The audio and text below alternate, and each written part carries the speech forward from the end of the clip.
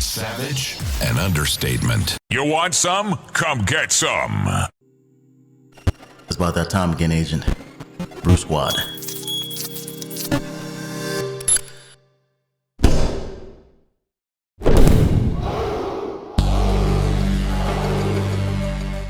Demand is in for the graphical settings that I use personally on the Division 2. And I'm going to deliver on that in this video, and you already know what to do if you found it helpful. If you like the video and the content therein. Now, as a disclaimer, okay, there's a high possibility that you will crash utilizing these settings, okay? There's a possibility, pretty high one, because the game, for whatever reason, does not like you messing around with things, okay? Now, even before this, I've been crashing. It is what it is. I've tried optimizing things. I've tried different tricks and tips that I've seen on YouTube or whatever. Doesn't matter, right? The game just likes to crash. We're in 2023 going on 2024. And we're still having these issues. It is what it is. So this is not an optimized settings video, okay? This is just getting the best graphically, okay, from the Division 2. That's what this video is mainly for. Just thought I'd throw that out there. All right. If you want an optimized graphics video, let me know in the comments and I can do that for you 100%. Matter of fact, I'm probably just going to make that and just send it, full send. You feel me? Before we get into the in-game settings, let's go into the Nvidia settings and prep for it. Nvidia control panel, we go into manage 3D settings. I actually have ambient occlusion on, okay? Image sharpening, sharpen to 1, that's all the way to the right. All right, and ignore film grain, I have that at 0.17, and that's for the lines that's gonna be in your inventory. You go into your inventory or your menu or your inventory screen, right? Yeah, inventory. If you go into that, you're gonna see lines, stuff like that. If you do not adjust this, you will see lines. You can do this in the Nvidia filters. However, I noticed that as far as crashes, the game doesn't like this, right? The game does not like you messing with the visual aspects. Okay, not too much outside of the options in game, right? Doesn't like it. Why? I don't understand. I don't know why. For the life of me, Ubisoft doesn't do a benchmark test, right, of these options being enabled in game, to where if there's a crash or anything like that, they can pinpoint it, identify it, and fix it in an upcoming patch or the previous patches before it. I mean, this game has been out for years, right? Years. So I mean, why don't we have DLSS enabled? Why don't we have ray tracing enabled? What's the holdup on that? What's the bottleneck or roadblock for that? I don't understand. This game has so much potential. It's still being updated, right? They're making weapons and stuff like the Ouroboros and the Iron Lung, and they're still doing updates. Why can't this feature be enabled? Why don't we have Nvidia the Ansel support? We have content creators for the game, right? Why isn't these things in there? Just saying, this game needs no help being marketed. As of right now, it's probably the best looter shooter that's available right now. So what's at least one of the best looter shooters available right now. So what's the issue? What's the issue on that? Maybe there's a developer out there or something like that who happens to see my video.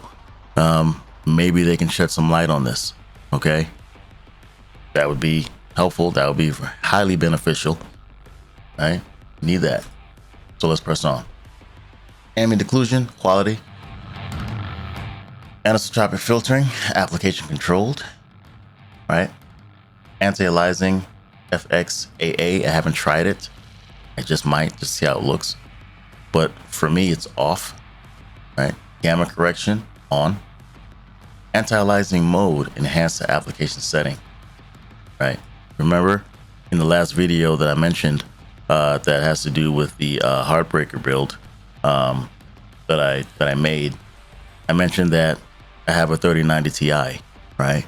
So I don't necessarily have too much problems playing this game with everything thrown up to the max. However, your situation might be different, and that I do understand. But I have seen videos of people using reshade and different things like that kind of pushes the bar, right, on like a 2070 RTX 2070. So I mean, it can be done, right? So with that being said, let's press on. The anti-aliasing mode, enhance application setting, anti-aliasing setting 8 or 8x, transparency 8x, super sample. So I'm all about that that bling, bells and whistles. Background application, max frame rate off. CUDA GPUs all. Sysmem fallback policy. I don't know anything about that, so I left that as driver default. Right? Low latency mode off. Max frame rate off. Multi-frame sampled anti-aliasing off. I might mess with that. Not too sure. I might mess with that later on. If I do, I'll make another video for it. OpenGL GDI compatibility auto. OpenGL rendering GPU Nvidia GeForce RTX, your card, whatever card you got. Power management mode, prefer maximum performance. I don't need any hiccups. Preferred refresh rate, highest available. Shader cache size, driver default. Okay, for the texture filtering, anisotropic sample optimization is off. Texture filtering negative LOD bias, allow. Texture filtering quality, high quality. And the trilinear optimization on, and that's by default. You might see it grayed out. Once you set it to high quality, it's going to turn this on and it's going to gray out the other one for anisotropic sample optimization. Go to the optimization auto, triple buffering off. Might turn that on actually. Go with well, can't do that now. We actually have the division in the background playing. I don't want to mess up anything. Vertical sync, use 3D application setting, and everything else is 3D application setting. Virtual reality, variable rate super sampling off. I'm not sure how any of the virtual reality stuff actually affects the game. I don't think it does, right? I haven't tried it or tested it to see if it does or not. I don't think it does, so let's not worry about that. Vulkan OpenGL present method auto. And that is it for the Nvidia settings. So let's go to the game. Let's go into the game settings. All right, so for the game settings, in-game settings, graphics.